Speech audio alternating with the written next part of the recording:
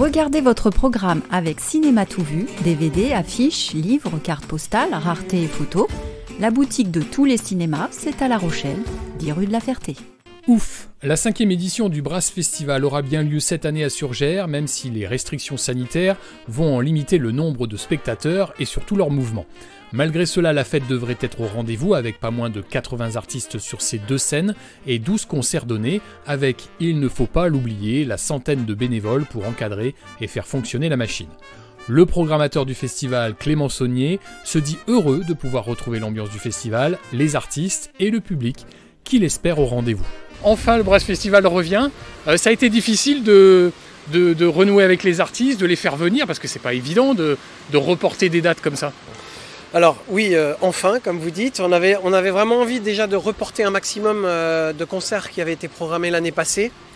Donc ça n'a pas été trop difficile, hein, faut pas mentir.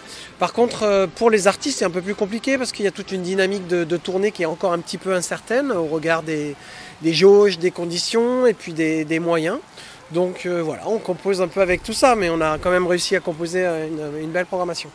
Alors justement, programmation, quelle est la couleur cette année?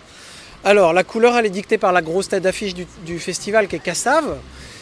Donc il y a beaucoup de groupes à tendance antillaise, puis après on peut bien sûr ouvrir des branches sur l'afrobeat, ou après on peut arriver sur de la musique brésilienne, voilà. Mais il y a quand même une couleur antillaise sur cette programmation. Alors Surgères Brass Festival, en fait la volonté depuis le début, c'est de faire un clin d'œil à la famille des cuivres, c'est-à-dire trompette, trombone, cor, mais aussi les sax dans le jazz, les tubas, que dans chaque groupe programmé, il y ait la part belle, comme on dit, à ces instruments. Qu'ils soient solistes ou pas, hein, ils peuvent être dans la section cuivre et accompagner les chanteurs ou pas, mais il se trouve que c'est une famille instrumentale qui est assez festive et un groupe d'instruments qui donne la pêche, comme on dit. Donc voilà, c'est la thématique de notre festival à Surgères, oui. Ouais, c'est ça, c'est la pêche, quoi. Voilà, il faut que ça donne envie de bouger. Ah oui, oui. Alors le problème, c'est que cette année, on n'a pas le droit de bouger, ou presque. Et voilà, il va falloir être encore un petit peu patient pour se promener, danser et que sais-je encore. Une belle programmation à venir qui fait toujours la part belle au cuivre, mais avec une contrainte qui va peut-être en frustrer plus d'un. La jauge maxi instaurée par les autorités.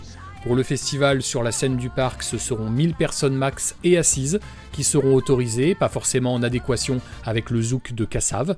Et sur la scène du jardin, dit ouverte, elle le sera un peu moins, avec 400 places assises max. Les spectateurs devront donc se tenir, voire se retenir, de trop bouger. Catherine Després, j'imagine que c'est une bouffée d'oxygène qui arrive pour le mois de juillet avec ce Brass Festival. Pour moi, comme je pense pour une majorité du public, pouvoir retrouver ces manifestations de l'été, c'est important, et pour le moral, c'est bon. Donc on est très content de pouvoir organiser cette 5e édition.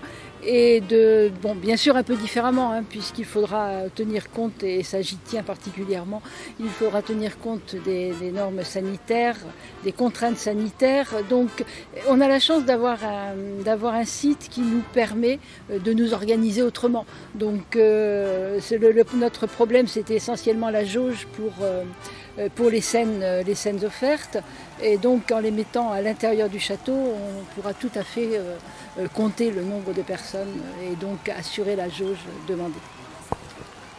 Il y a du monde, s'il y a des débordements, si des gens se mettent à danser, parce qu'avec Cassave ça va être difficile de ne pas le faire, comment vous allez faire? Alors pour l'instant il n'y a pas de plan précis, mais je pense qu'on demandera à chacun de se responsabiliser. Là, je crois qu'il faut absolument que chacun se responsabilise si on veut que d'autres années puissent se dérouler sans problème, quoi. On sait que tout n'est pas gagné, donc on sait qu'il faut être raisonnable. C'est difficile, surtout pour les jeunes et quand on a de la musique comme ça entraînante, mais on n'aura pas d'autre solution que de faire un appel à la responsabilité de chacun.